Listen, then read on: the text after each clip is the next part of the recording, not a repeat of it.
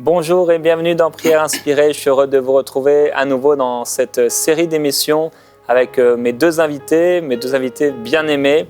Je vous avoue que je suis particulièrement béni de les avoir cette semaine. Donc on a écouté lundi, mardi Bertrand Bouchard et il est là encore avec nous aujourd'hui.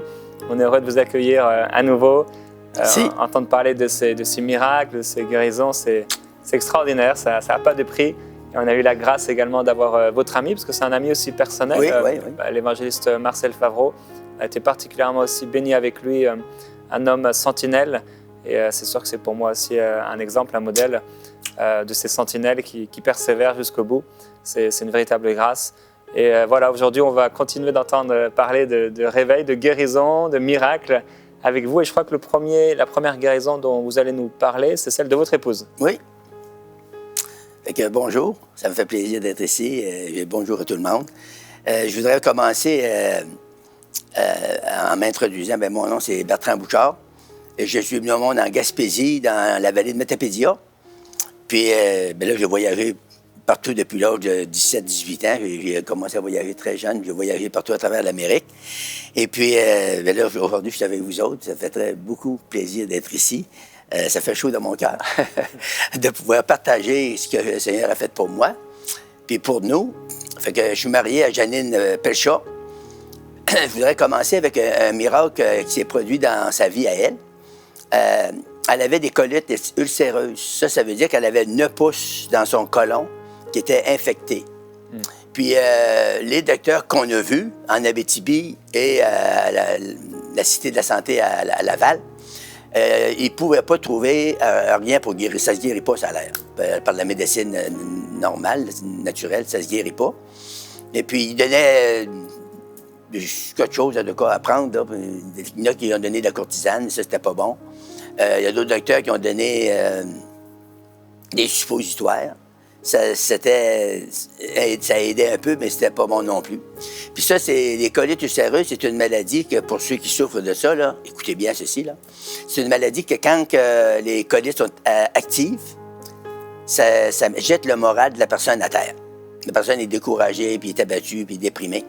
Fait qu'un matin, là, ma femme avait ça fait plusieurs années qu'elle avait. On avait prié, on avait chassé les mauvais esprits, on avait fait ce qu'on pensait de mieux, ce qu'on pouvait, puis ça ne guérissait pas. Fait qu'un matin, je partais pour aller faire une course en ville.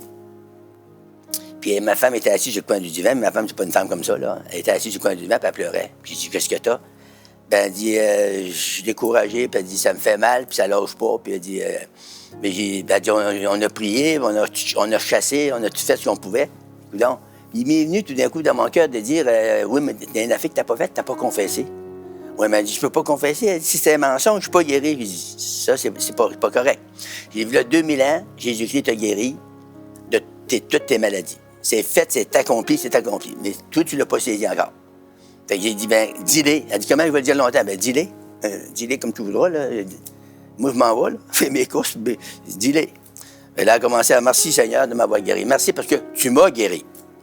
Fait que là, elle l'a dit, je ne sais pas combien longtemps qu'elle l'a dit. Ben, quand j'ai revenu, sa bague était passée, puis tout était correct. J'ai même pas pensé lui demander comment ça va. Elle était toute de bonne humeur, tout allait bien. Fait que là, ben, on a fait nos affaires. 2 semaines à peu près plus tard, là, il y avait sa visite annuelle sur son docteur.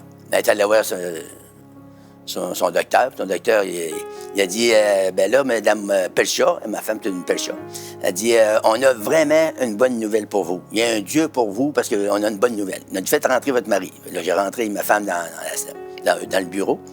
Puis là, il a annoncé ça. Elle dit, vous avez plus aucune infection. Votre côlon est sain à longueur. Plus d'infection. Fait que là, elle était contente. Là. Fait que c'était un puissant miracle que Dieu a fait parce qu'elle a confessé sa guérison. Fait qu'on va prier pour vous aujourd'hui si vous avez des besoins. Sûrement qu'il y a des besoins partout, là, mais ceux qui en ont des besoins, on va prier pour vous après qu'il va vous donner quelques témoignages comme ça. Puis le Seigneur va faire la même chose avec vous. Vous, le 2000 ans, sur la croix du Calvaire, Jésus, il vous a, par ses meurtrissures, il vous a guéri de toute maladie et de toute infirmité. Fait que la volonté de Dieu, c'est que vous soyez en bonne santé. Puis qu'à 88 ans, vous puissiez encore sourire la vie, puis aimer Jésus, puis aimer les gens assez pour leur parler de Jésus, puis leur dire la vérité. Fait qu'un autre... Je peux le dire d'ailleurs, parce que vous étiez presque mon voisin. En tout cas, on habitait peut-être 2 kilomètres l'un de l'autre. Et à chaque fois que je le vois, il est toujours plein, un sourire au visage et plein de foi. Oui, parce qu'on ne peut pas faire autrement, parce que quand on a Jésus, puis qu'on sait qu'on s'en va au ciel, c'est quelque chose à nous réjouir. Hein? C'est vraiment, ça touche nos cœurs, c'est profond, c'est réel. Une autre expérience qui est frappante, c'est que je travaillais, moi, sur les feux de forêt à Port-Cartier, ça c'est dans le nord, sur la Côte-Nord, pas loin de Sept-Îles. Je travaillais là, puis j'étais parmi les... vu que j'étais sur la protection des feux, j'étais parmi les casse-blancs, tous les ingénieurs, les arpenteurs, les gens qui s'occupaient du pelouse. Ils m'avaient mis un casse-blanc, moi aussi, fait que je couchais dans le roulotte. Fait que moi, j'arrivais là, moi, un petit monsieur pas d'instruction, puis les autres, c'est tous des gens d'université qui ont passé là. C'est tous des universités. Il n'y a pas d'illettrés, là, il n'y en a pas. Fait que là, j'arrive là, moi, puis je m'installe dans le roulotte, puis je me donne aux côtés d'un lit d'un monsieur qui travaillait, il était foreman sur le Belus. Tu sais, ça, c'était des tests dans les gravelles, le sable, les gravelles. Il descendait, il creusait profondément, puis il allait chercher des sondes pour voir quelle sorte de gravelle qu'il y avait là, en tout cas. Okay. Fait que, moi, je parle du Seigneur, tout simplement. Il part à rien, il dit, nous autres, il dit, tous les universitaires, il dit, on a eu des lavements de cerveau, puis on ne croit pas qu'il y a un Dieu. Il dit, ah non. Mais il dit, si je te le prouverais, tu croirais-tu? Ben, il dit, il me prouvait comment? Mais il dit, t'as de l'eczéma, toi? Il y avait de l'eczéma partout, des mains, des saignées des jambes. Ouais. Puis il était une grosse eczéma.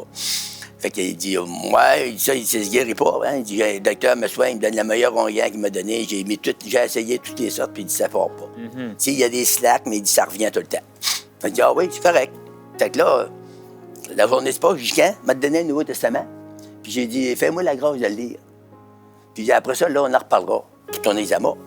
Et ça restait comme ça. Là. On est parti chacun de notre bord, on est allé souper, puis tout ça. Puis là, moi, je me suis couché le soir. On couchait tous les deux dans des lits au côté.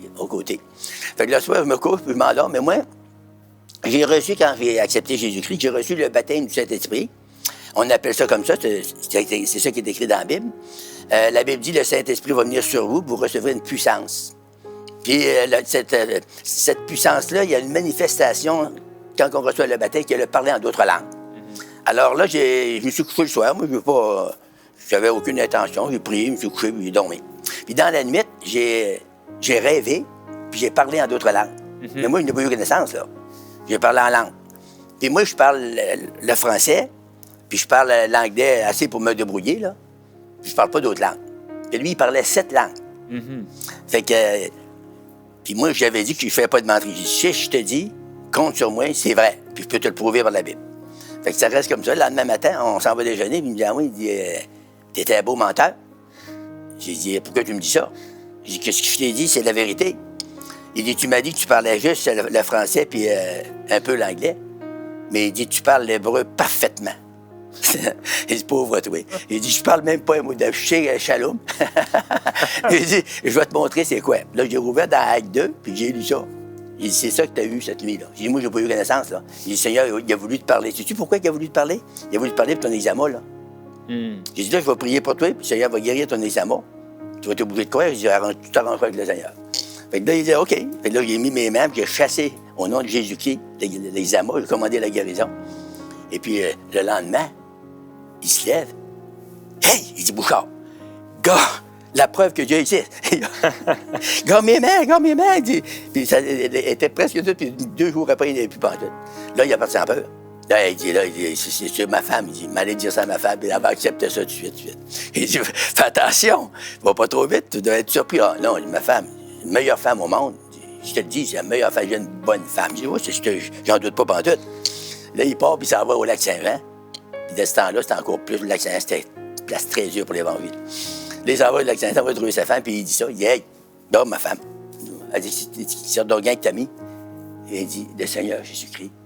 Elle dit, t'es fou, là? Il dit, non, il dit, je te le dis, il y a un gars qui est là, il étudie pour la Bible. Puis il dit, c'est lui qui a prié pour moi. Puis il a prié au nom de Jésus. Puis il dit, le lendemain, il dit, tu m'as toute partie, puis 2 jours après, il n'est plus pantoute. Ah, tu vas voir venir. Non, ça ne reviendra pas. Puis il dit, viens voir ça. Elle dit, ta valise, tu viens d'arriver avec, là? Elle a mis sa galerie. Elle dit, si tu veux suivre ça, elle dit, prends ta valise, retourne-toi. Ah. Fait que c'est ça, le monde. Tu sais, le monde aime mieux. Il y a un vieux slogan qui dit, le monde aime mieux s'appuyer sur un roseau qui voit. Il n'y a aucune valeur dans un roseau. Que de s'appuyer sur un Dieu tout-puissant qui ne voit pas. Mais je voudrais vous dire aujourd'hui que moi, j'ai mis ma confiance en Jésus-Christ. J'ai plus confiance en Jésus-Christ que dans un roseau cassé. Fait que là, il a été guéri de l'eczéma à cause du miracle du parler en d'autres langues qui était accessible à vous, à moi, à nous tous. C'est une promesse que Dieu a faite dans la Bible. Puis si vous l'acceptez, puis vous dites, Seigneur, moi, je veux cette promesse-là, je veux recevoir le baptême du Saint-Esprit en plénitude. Puis le Seigneur va vous baptiser du Saint-Esprit en plénitude. Puis quand vous êtes baptisé, ça ne se perd plus à part que si vous arrêtez de... Ben, c'est comme mettre du feu sur le bois. Si vous me faites un feu de bois, un feu d'abattis, puis vous le laissez là, il va brûler. Ça va durer 2, 3, peut-être 4 heures, mais il va s'éteindre naturellement, puis normalement, il va s'éteindre. Mais si vous êtes à ras le feu, puis à mesure qu'il chauffe, vous l'attisez. À mesure qu'il commence à baisser, vous le ratisez le feu. Vous remettez du bois dessus, bien, il va chauffer tout le temps. C'est la même chose dans votre vie chrétienne. Quand vous avez Jésus-Christ dans votre vie, quand vous réclamez une promesse, vous la recevez, vous l'entretenez. Après, avec quoi? Avec la parole de Dieu, la prière. De temps en temps, vous pouvez jeûner. Et inquiétez-vous pas, vous ne mourrez pas. Ça va seulement vous faire du bien, vous donner un break à votre estomac. Puis, c'est des choses extraordinaires. Est-ce que Bertrand, peut-être avant encore entendre une histoire, il y a des gens qui écoutent et qui ne sont pas encore baptisés du Saint-Esprit, remplis du Saint-Esprit. Oui. Je suis sûr que là, ils ont soif et ils se disent, mais moi, j'aimerais être baptisé du Saint-Esprit. Seigneur, s'il te plaît, qui prie pour moi. Alors... c'est sûr que vous qui avez entendu ça, vous êtes honnête, puis vous avez soif, vous avez faim de Dieu, puis Dieu, lui, il ne demande pas mieux que vous donnez le désir de votre cœur. Fait que si vous voulez recevoir le baptême du Saint-Esprit, c'est très facile. Je vais juste envoyer sur vous une onde spirituelle, une onction qui va descendre, qui va sortir de ma bouche, des paroles de foi qui vont s'en aller rentrer dans votre cœur. Puis vous pouvez parler en langue traite là. Au nom puissant de Jésus-Christ, je relâche, Seigneur, l'onction, je relâche la puissance du Saint-Esprit, que les jeunes, les gens, les plus vieux, les gens qui sont honnêtes, qui aiment Dieu, puis qui ont soif de Dieu, puis qui veulent. Je relâche sur vous le baptême en plénitude. Recevez au nom de Jésus-Christ le baptême du Saint-Esprit. Merci, Seigneur, que tu fais maintenant, partout où ma voix est entendue, que les gens reçoivent la plénitude du Saint-Esprit maintenant. Amen. Amen. Gloire à Dieu. Amen. Libérez ces paroles avec foi, parce que le Seigneur vous a rempli. Amen. Gloire à Dieu. J'aimerais vous raconter quelque chose de différent. C'est que dans l'Abitibi, dans les années 65, on était dans un groupe évangélique. On manquait de liberté, on manquait de feu, on manquait de puissance, on manquait d'onction. C'était comme un peu devenu, c'était des réunions chrétiennes, mais c'était devenu un peu religieux. Puis moi, j'aime pas la religion. Moi, j'aime la réalité. J'aime la vérité, puis j'aime la réalité des choses. Fait que là, j'ai dit, on va jeûner, puis on va prier. Ah oui? Ils ont dit combien longtemps? Ben, on va prier jusqu'à temps qu'on l'ait. On s'est mis en prière. Moi, de ce temps-là, j'enseignais dans une école là-bas. Il y avait une école à Trois-Ailes, il y avait une école anglaise, puis il y avait 2 écoles françaises. Moi, j'enseignais les plus vieux, 4 ans de ce temps-là, c'était dans les années 60. Là. J'enseignais les 4, 5, 6, 7 des classes. J'avais 48 élèves. Puis là, on prêchait comme ça. Mais le soir, j'ai dit, si vous voulez, on était un petit groupe, on était, je pense, 7-8. Si vous voulez, on va se réunir dans une maison privée. Il y avait un chrétien qui avait une grande maison, puis il était content qu'on y aille le plier là. Fait que tous les soirs, on montait, puis on était en Abitibi. Ceux qui ne connaissent pas l'Abitibi, là, ben, attention, que vous allez entendre. Des fois, ils n'ont justement, à ce temps-ci, ils en ont là, de 50, 52 degrés en bas de zéro. Fait que là, on montait avec un vieux char qu'une institutrice avait. Moi, je m'assisais en arrière, puis les portes ne fermaient pas. Je tenais les 2 portes du char, puis ma femme s'assisait en avant avec l'autre, puis on montait à 7-8 000, là, on s'en allait dans la maison du chrétien, là, puis on allait prier, tous les soirs. On lisait notre Bible, puis on priait. Ça a duré comme ça. Là, il me demandait de temps en temps, les chrétiens, ils disaient, mais comment ça va durer longtemps, ça? On ne sait pas. On va prier jusqu'à temps que le réveil éclate. On a prié. On a prié 3 mois. Fait qu'au bout de 3 mois, j'étais assis on était dans la salle de prière, puis il y avait un petit banc qui avait à relever. Moi, j'étais à genoux au petit banc, j'avais prié, puis j'avais lu un psaume. Puis j'avais prié, mais je ne savais plus quoi dire. Fait que là, j'attendais de même devant le Seigneur. Puis tout d'un coup, il y a une voix qui m'a dit lève-toi puis prêche. Puis les autres, ils voulaient que je prêche tout le temps, là, mais moi, je ne voulais pas prêcher. Parce que les autres, ils ne voulaient pas avoir personne au-dessus de l'autre, tu sais. Fait que là, je ne voulais pas prêcher. Je disais non, on n'est pas là pour prêcher, on est là pour prier. Fait que ce soir-là, le Seigneur m'a dit, c'est l'Esprit qui m'a dit, ben, lève-toi puis prêche. Et là, je me lève, puis je ferme ma Bible, je la mets sur le lutrin, puis j'ai dit, je vais prêcher à toi. Allons, on dit, gloire à Dieu, merci Seigneur. Non, tu t'entends. OK. On était rendu à peu près 35. Ça avait monté, là. On était à peu près 35. Mais ça priait, là. Ça priait vraiment avec les tripes. Fait que, moi, j'avais dit au Seigneur, non, je ne veux pas prêcher. Ils veulent pas, ils n'en veulent pas de pasteur, je veux pas prêcher. Puis le Seigneur m'a dit 2 fois, puis la 2e fois, le cœur a commencé à me battre. Il dit, oh, là, c'est le Seigneur. Fait que là, il m'a prêché. Mais j'ai dit au Seigneur, il va prêcher, mais à une condition. Et je vais prêcher, mais je veux que quand je vais commencer à ouvrir la bouche, puis je vais dire au nom de Jésus-Christ, je veux que ton esprit tombe sur tout le monde qu'il y a là, sans exception de personne. Puis à partir de là, il n'y a plus personne qui va m'arrêter de prêcher. Je vais prêcher coûte que coûte. Vous aviez déjà prêché ou oui, pas? j'avais déjà prêché. Okay. Mais là, dans le groupe qu'on était, il n'y en avait pas de liberté. Bon. Fait que là, j'ai dit au monde, OK, levez-vous. On va prier. Fait que là, le monde se lève, puis moi, j'ai levé mes mains comme ça, puis j'ai dit, au nom de Jésus-Christ, en disant ça, la puissance de Dieu a tombé. En tout cas, là, la meilleure manière pour expliquer ça, c'est quand tu rouvres ta douche. Tu sais, c'est bien sec, là. Tu rouvres ta douche, ça te tombe sur la tête, là. Puis ça a fait de même toute l'assemblée. Les 35 personnes sont mis à crier, à pleurer, à rire, à danser, à parler en d'autres langues. Là, j'ai prié pour des gens. Il y avait des gens qui avaient des mauvais esprits. Ils roulaient à terre. Ils ont été délivrés complètement. Ils sont mis à parler en d'autres langues avec les autres. Il y a eu 10 personnes qui sont données au Seigneur. Il y en avait 22 qui ont reçu le baptême du Saint-Esprit. Là, ça a travaillé. On a monté en tout cas à 70. Dans quelques mois, on a monté à 70. La maison, on était dans la maison encore. Il y avait acheté mur à terre. On avait rempli la maison bien pleine. Fait que c'est un réveil surnaturel. Vous allez dire, c'est pas de même que la Bible enseigne ça. Oui, c'est dans la Bible, parce que dans la chambre haute, c'est ça qui est arrivé. L'Esprit est descendu, puis tous les gens sont mis à parler en d'autres langues. Ils parlaient de toutes les langues d'alentour, puis les gens ils étaient étonnés de voir que les gens ils savaient que c'était des gens de Galilée qui n'avaient pas appris cette langue-là, puis ils parlaient en d'autres langues. Fait que ça les a tellement étonnés, ça a bouleversé le monde. L'apôtre Pierre, après la parole, il leur a expliqué c'est quoi qui arrivait là. Et puis la Bible nous dit qu'il y en a eu 3000 de sauvés, hein, 5000, 3000 qui ont été sauvés d'un seul coup comme ça. Fait que quand on pense à ça, c'est biblique, c'est divin, c'est surnaturel, mais il y a aussi le réveil naturel qui devrait se faire dans tous les chrétiens devraient marcher dans le réveil, dans le sens que quand on est sauvé, le Seigneur ne nous sauve pas, il ne nous sauve pas de l'enfer. Oui, on est sauvé de l'enfer, mais c'est pas ça le but de Dieu. Le but de Dieu, il nous sauve pour nous utiliser après. Puis quand il nous sauve, c'est dans notre cœur. Il nous met cette passion, ce désir dans notre cœur. Puis quand on le fait, ben là, on est super béni. Ça fait comme les gens qui vieillissent, bénis, heureux, contents, en santé, avec toujours la même vision. La vision d'aider les autres. On a tout ce qu'il faut pour aider les gens. On a la parole de Dieu qui est sacrée, qui est pure, qui est sainte. Toutes les instructions sont là-dedans, sans erreur. Le salut de Dieu dans ça, c'est parfait. Les promesses de Dieu sont là. Puis ils sont oui et amen en Jésus-Christ.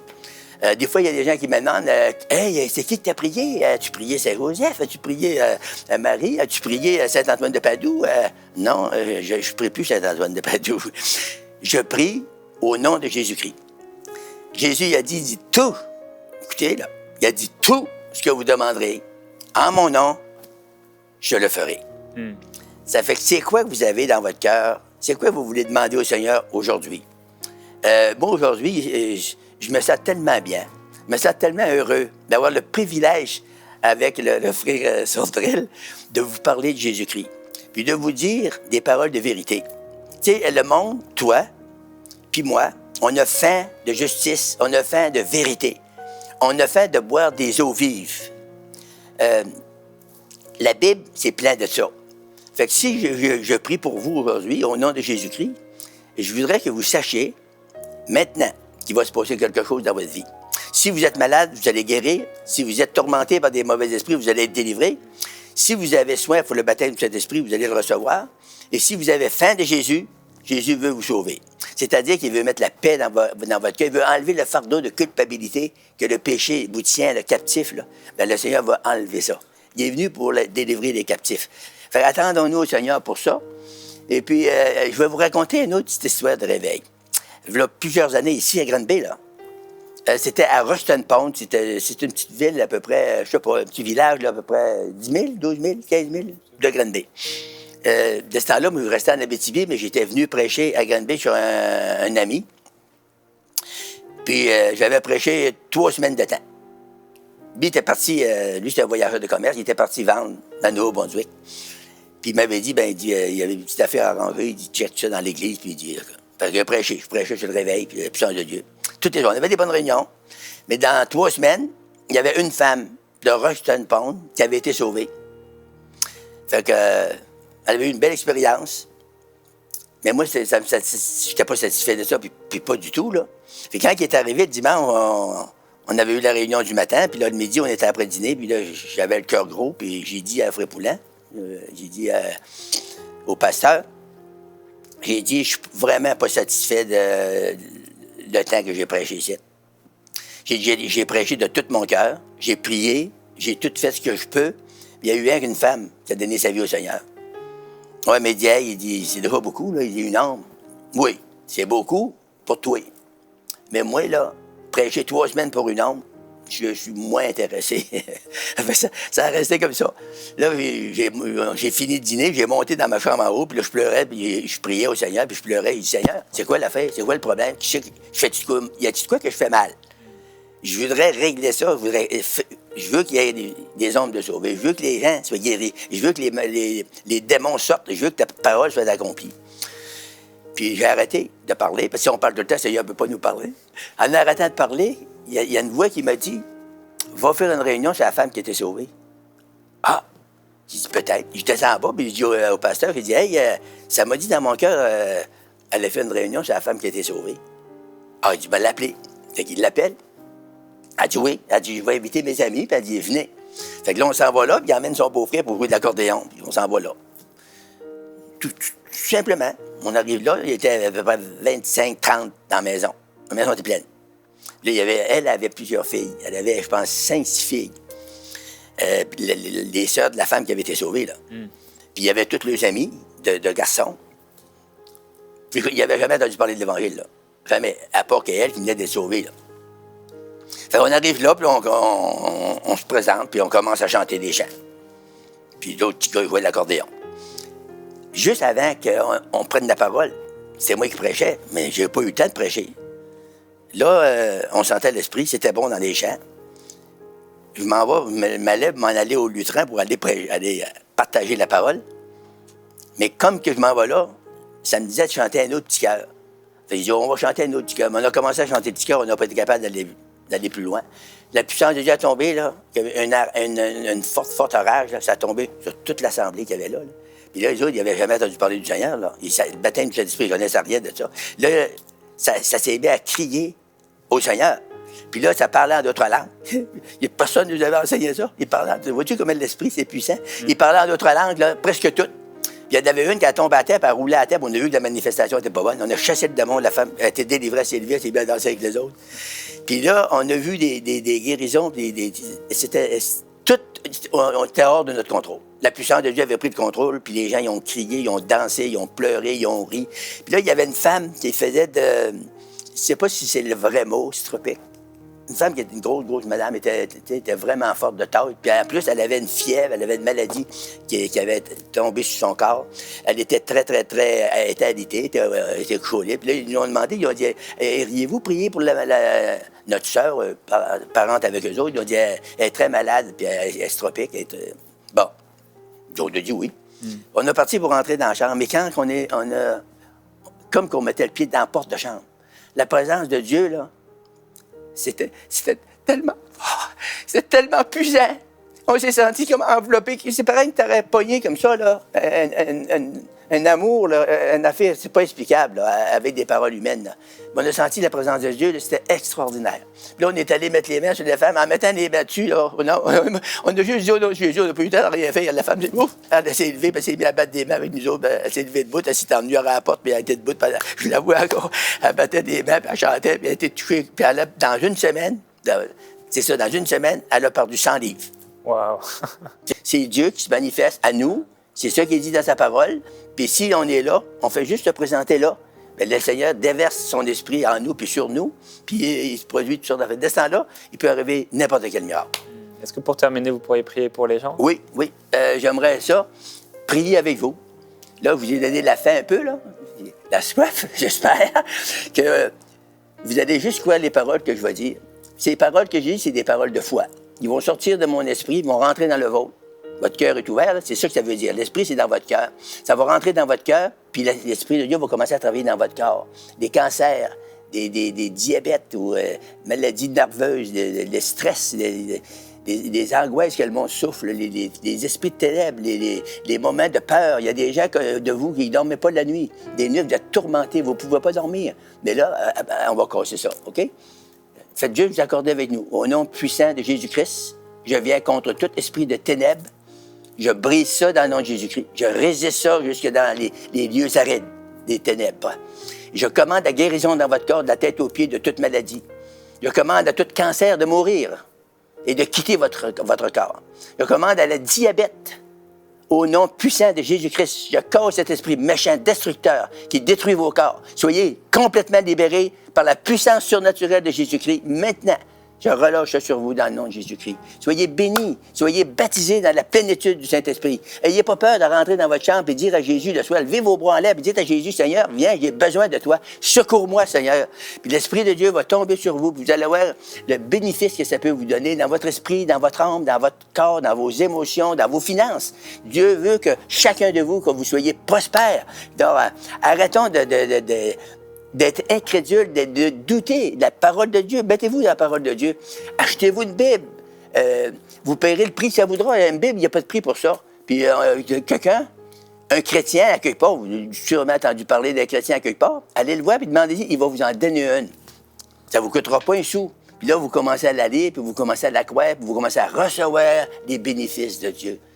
Puis Dieu va vous bénir énormément. Fait que soyez richement bénis dans le nom de Jésus. Merci beaucoup. Merci. À bientôt. On vous retrouvera dans les prochaines semaines. OK. À bientôt. Merci, Jérémie.